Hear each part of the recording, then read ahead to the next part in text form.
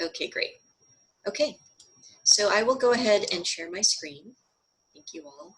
And if you have any questions, we'll go more into the Q&A towards the end.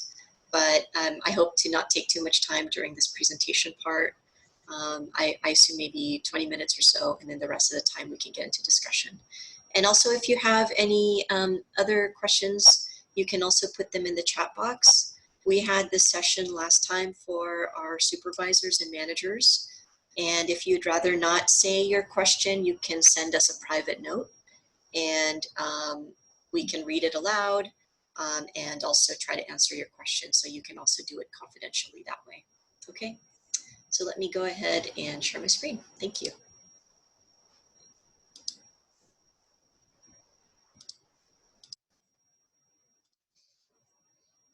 Okay, can folks see that okay? Okay, great. So you might have already seen the form for this year, but if you were part of the PMP for last year or the years prior, you might have noticed there was the section, and I think it was section 6 before, where there was a diversity and inclusion section. So the change here for this part of the form is that we've called it IDEA, or adding inclusion and accountability. So it's inclusion, diversity, equity, and accountability for that section. And rather than just having that first sentence as an employee where you would describe how you contributed to and or participated in activities or efforts related to IDEA, we also added the following statements and this document where you can take a look at these sample goals. So if you remember from last year, it just asked you describe your activities, and people would list activities that they participated in, but there was really no sense of how was this impactful. So there was some discussion with our lab director earlier this year, and he wanted to add a little bit more to that and get some perspective from division directors to improve this part and also to come up with sample goals, since the line management accountability is where this is going to have some weight. So he asked me to convene a group of division directors. So we had a small group that edited this section and also helped put together the sample IDEA goals that I'll be sharing with you in just a few minutes here. So you can click here and it'll go to our website, which I'll show in a sec. And then there's a questions here. Which of these did you find most impactful and why? What did you learn, and how would you assess your growth? And if you hold a leadership position, so if you yourself are a supervisor or manager, you can also elaborate on how did you apply the learning to your leadership or growth. And you can also, say a little about this if you are an aspiring or emerging leader, or, if one day you have aspirations to hold a leadership role at the lab or in your division, you can also mention how this is, contributing towards your preparation to be in that type of position. So you can see that the questions have changed a little bit to try to take a look at that. So when you click on this link, it'll actually take you to our main website. And the reason for that is because we didn't have a way, or at least we were told we didn't have a way of adding 2 links to that section. So it takes you here, but there is a quick link on the left-hand side. So you can click on that and it'll take you to our Google Doc. So the small task force of division directors also were involved in putting this document together. And I can imagine, based on our experience this year for this section, we could probably make some improvements here as well, and even trying to categorize these a bit better. But for now, this is what we have so far. So there's an intro language here. where it talks about people stewardship. And I'm not sure if your division directors have mentioned stewardship in conversations or all hands, or have tried to incorporate this a little more in the work. But if you click on that, just so you know some of the background, we have these stewardship principles at the lab, and you can see them up here. They are research, people, and resources.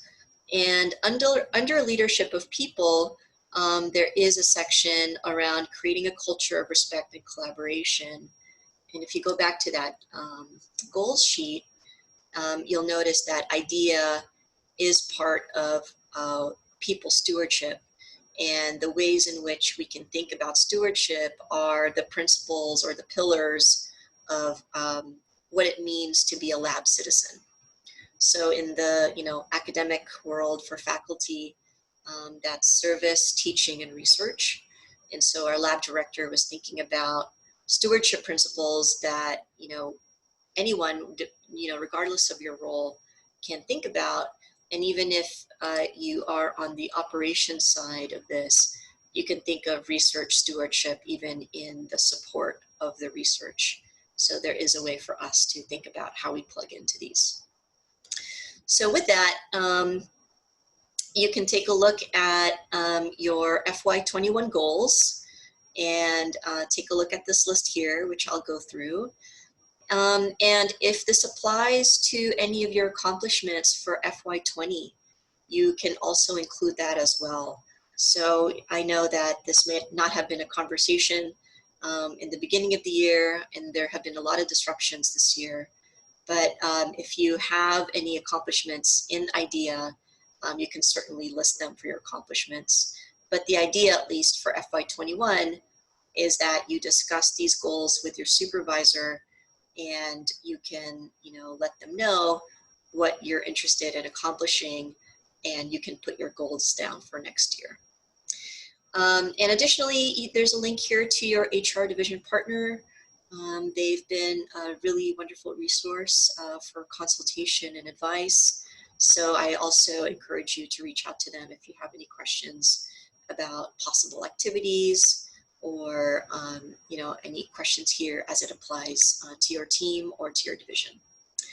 So when you go through this form, there's about 3 pages here, and we tried our best to describe these a little bit more in depth, but certainly there could be other things here that we have not listed that can certainly be included in that section. But if you go through this, and you can look at it yourself as well as I'm sharing my screen here, it starts out, pretty simple. These are just, opportunities to attend events, and maybe you debriefed a little bit about the event to your supervisor. So we have various programs for Heritage Months. Most recently, I would say, earlier this year, we had a program for Black History Month. And so those are, those along with supervisor or employee IDEA brown bags, or even other ERGs, or your local IDEA committee at the division or area level. You can attend those events, and you can list what those were and any learnings from those, from that participation. If you keep going down this list, there's also some links to just-in-time trainings, or even some videos. And this is related to some of the earlier videos that we created in the fall and also in the summer. And I think we had a couple towards the beginning of the year. And additionally, we have, lists of various podcasts and articles related to topics that we've covered in the last year.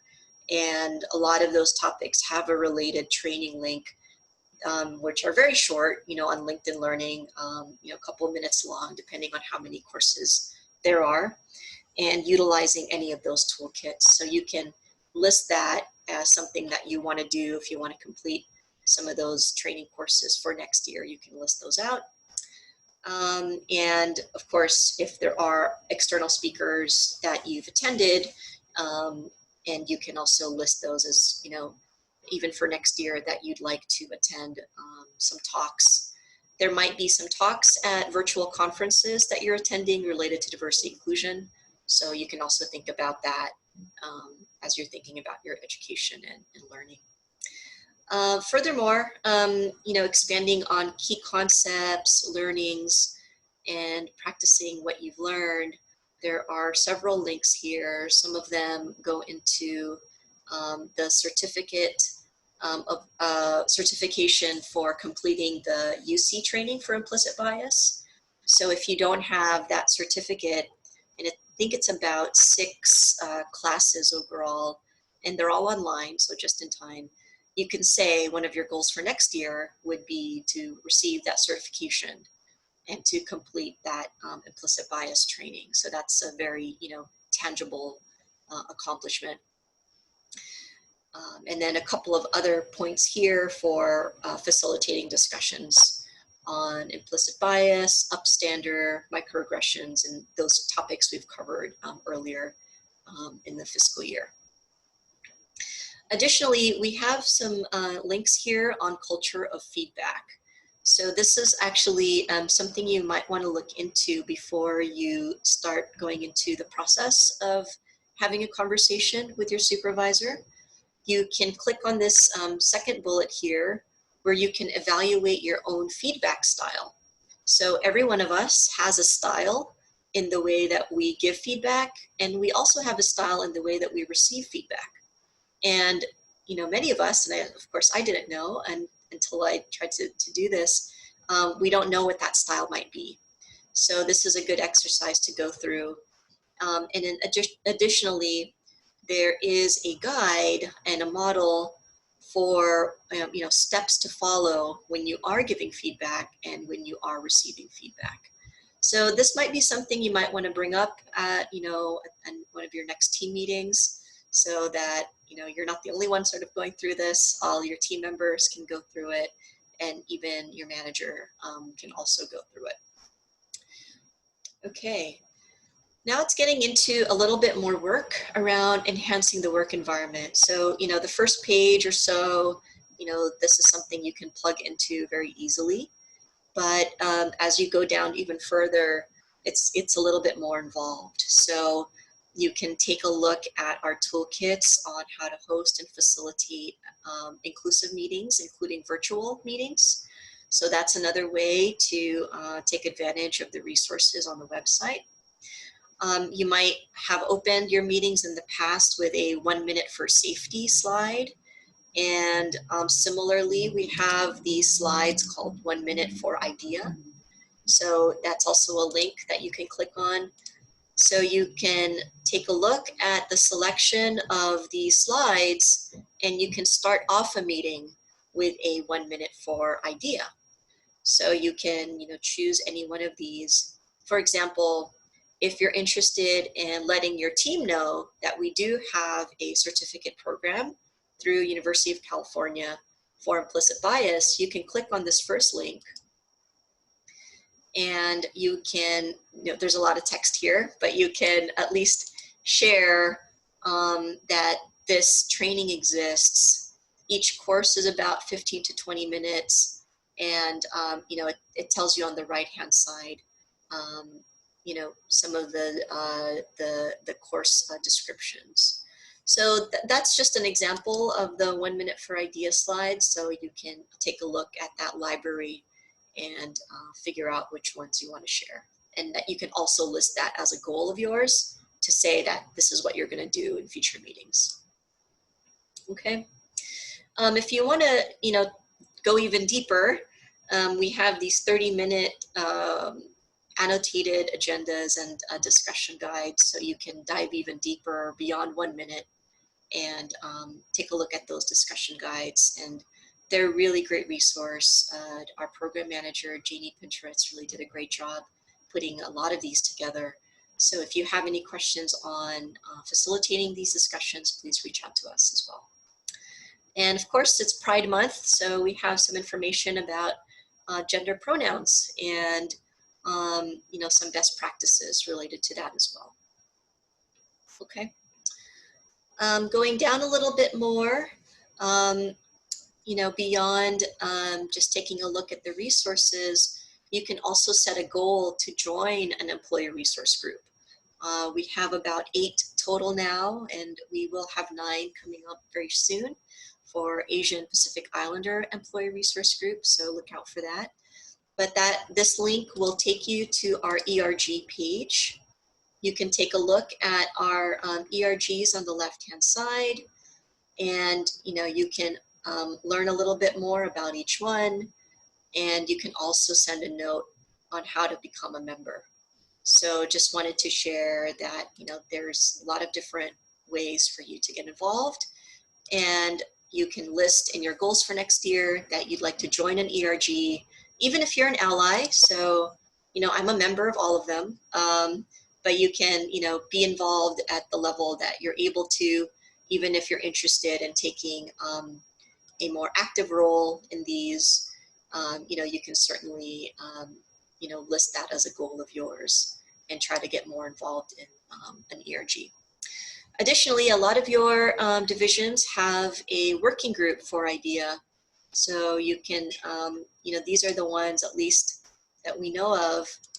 So we have, sorry, these are the working groups for the lab, but there's also these IDEA committees that have been formed over the past couple of years. And so if you're interested in connecting to your local committee and you don't know who that point person is, you can also let us know and we can try to connect you there. Okay. On a lab-wide level, we have, you know, these lab-wide efforts for outreach and mentorship. So there's some different ways for you to get involved in the community and also to get involved in some of our efforts to build the pipeline and connecting students and connecting with potential applicants even to invite them to have the lab be an employer of choice. So there's lots of different ways for you to take a look at that, and even in the mentoring space, and you can list that as a goal of yours as well. Finally, and I know there's a couple of different submissions here on chat, which I'll take a look at. Finally, this is the last page. There are some resources here to try to mitigate bias in the recruitment process and even in performance management process. So even if you are in that supervisor role or a manager role, there's different ways for you to take a look at ways in which bias can come up in any of these processes for the talent life cycle. So you can take a look at those, and again, with the goal of, you know, improving the approach, and you can recommend these as well for your local IDEA committee. And then last but not least, you know, in addition to improving process, policies, procedures, even partnering with your leaders on that, if you serve in a supervisor role, we have some supervisor resources on the IDEA website, and we also have a link to our learning and organizational development page so that you can take advantage of some of these leadership workshops. Okay, so again, as was mentioned, you can take a look at any of these activities. You can list them in the PMP section, and you can also elaborate a bit more on which of those activities you found to be the most useful or impactful, and how did that, you know, impact your learning and your assessing your growth, even in, you know, towards sort of leadership development. Okay, so I'll go ahead and stop sharing here, and just wanted to take a peek. So thank you, Kelly, for sharing the link to the document. So everyone should have that. And okay, and I'll go ahead and stop recording here.